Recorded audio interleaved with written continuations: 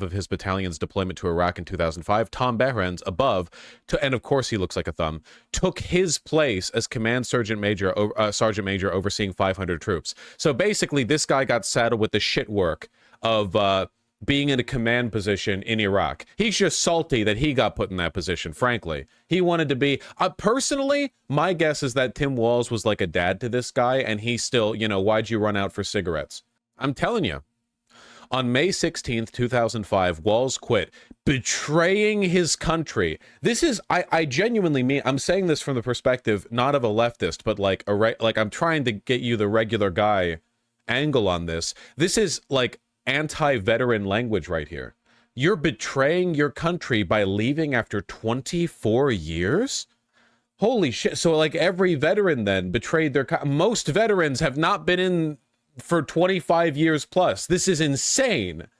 Like, no, sorry, mother... This is a gang. You're gonna die here. Jesus. Leaving the 125th Field Artillery Battalion and its soldiers hanging without its senior non-commissioned officer as the battalion prepared for war. Behrens and fellow retired guardsman Paul Hare wrote in a letter posted to Facebook during Walz's first gubernatorial run in 2018. There you go. Yeah. That's Tim Walz. You can tell because he looks like Tim Walz at a training facility in Wyoming in 1992. Although he served in the National Guard for more than 2 decades, he has said he never saw combat. Yeah, it's the National Guard. Do you know where the National Guard are supposed to be? You know what they... National Guard. They're supposed to be here, idiot. Behrens and Hare wrote that Walz could have requested permission from the Pentagon to seek congressional office while on active duty. Nope, sorry. 24 years isn't enough. More than half of your lifetime, 60% of the time that you've been alive in the military, that's not enough, okay? You have to stay here forever. Don't leave, Dad. Don't leave. When Walz left the unit, he offered to raise funds to cover his fellow soldiers' bus trips home for Christmas. A gesture that was seen as a cynical ploy by some of them, according to Behrens. If it were me, I would feel guilty about leaving and do something to make up for it. But if you ask me, he was doing it to buy votes? You buy raising money to pay for your unit's bus trips home for Christmas. That's the buy vote strat? Incredible.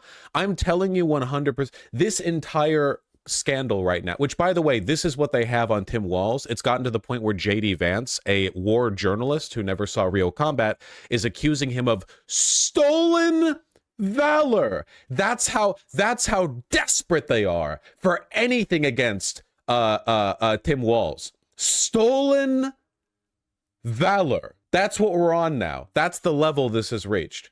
They're flailing. Unbelievable. My guess, genuinely, is that this Behren guy is just another thumb vet, you know, just some dipshit fail son nobody who misses his dad, Tim Walz, in the unit and got really upsetty spaghetti when Tim was like, yeah, I don't want to be here literally forever. Please let me leave before I get deployed to Iraq for no reason whatsoever. And he wrote a Facebook post about it. He's still seething, and that's it. That's it. The unit spent 17 months in Iraq and suffered 3 casualties, including Kyle Miller, a 19-year-old from Wilmar, Min. Damn, I guess they shouldn't have been in Iraq, you know? Abject failure, Walz is a traitor, vote him out. And that was put there by, yep, Tom Behrens. That's right, it's the same guy. Why'd you leave, Dad? This guy's dedicated his entire life to telling the world that 24 years in the National Guard wasn't enough. He's so salty. He is. Anyway, let's take a look at how this has been picked up.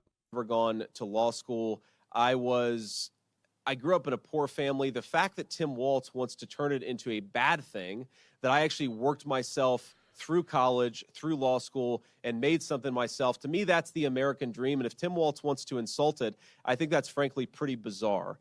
Now, look, what really bothers me about Tim Walz, it's not even the positions that he's taken, though certainly... Why does he always look like he has the raccoon scene girl eye makeup on? He has been a far left radical. You know what really bothers me about Tim Walz as a Marine who served his country in uniform? When the United States Marine Corps, when the United States of America asked me to go to Iraq to serve my country, I did it. I did what they asked me to do it, and I did it honorably, and I'm very proud of that service. He was in the military for 4 years, and he didn't see combat. He went into Iraq long after the fighting was over, and he spent his entire time in that country getting Eiffel Towered by his fellow servicemen, a practice which I respect and think is a time-honored tradition of the United States military, but it's not 24 years in the National Guard, no sir. When Tim Walz was asked by his country to go to Iraq, you know what he did? He dropped out of the Army and allowed his unit to go without him, a fact that he's been criticized for aggressively by a lot of the people that he served with. Incorrect. It's one guy, or two guys, I suppose. That's it. It's literally just two guys from his unit. That's it. He wasn't in the Army. Wait, did he say Army? I think it's shameful. Tim Walz was asked by his country, Marine Corps, when the United States of America asked me to go to Iraq to serve my country, I did it. I did what they asked me to do it, and I did it honorably, and I'm very proud of that service. When Tim Walz was asked by his country to go to Iraq, you know what he did? He dropped out of the Army and allowed his unit to go without him, a fact that he's been criticized for aggressively by a lot of the people that he served with. I think it's shameful to prepare your unit to go to Iraq, to make a promise that you're going to follow through, and then to drop out right before you actually have to go. I also think it's dishonest. Something, again, if you guys ever get an opportunity to ask Tim Walz or Kamala Harris some questions, he made this interesting comment that the Kamala Harris campaign put out there, and I bet they're regretting they put it out there now, because he said that and he was making a point about gun control, he said we shouldn't allow weapons that I used in war to be on America's streets. Well, I wonder, Tim Walz, when were you ever in war? What was this weapon that you carried into war, given that you abandoned your unit right before they went to Iraq, and he has not spent a day in a combat zone? This is an incredibly pathetic, dishonest, and flailing attempt to get anything on Tim Walz, and it's being fueled almost entirely by one, failure of a member of his unit who just won't let shit go. They just can't accept the fact that dad left, and that's how life is sometimes. I do hope that the Democrats respond really aggressively to this, by the way, because this is potentially a very dangerous front for the right.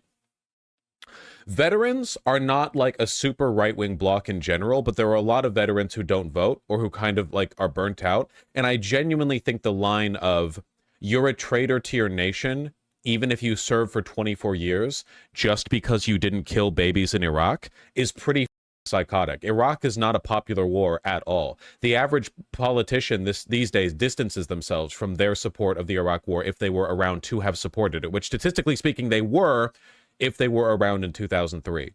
You know, the average American thinks we shouldn't have gone into Iraq. So to run with the line of like, yeah, 24 years wasn't enough, you also needed to go do an unpopular war, like that, I hope the Democrats effectively get on that, you know? God willing. J.D. Vance has literally criticized the Iraq war in the Senate. Well, everyone does now. Yeah, everyone does now. It's easy to now. But then, back then, no. Not so much. There's another thing where he called himself like a retired officer of some kind, where he was the officer, but he didn't retire with the formal title of that officer because he hadn't been in it for long enough, or he hadn't gotten the paperwork to that effect or something like that. I don't know. It's all a big nothing burger. Walz had been considering leaving for some time. No, you don't understand, man. It's actually, you're a traitor to your nation. You have to be in forever. You have to die in there. Especially because he went and he continued being a public servant, you know? As a congressman. Oh, God, was this the rally where he spoke there? Oh, God. Oh, God. Look at this. This is a running vice presidential candidate. Oh, my God.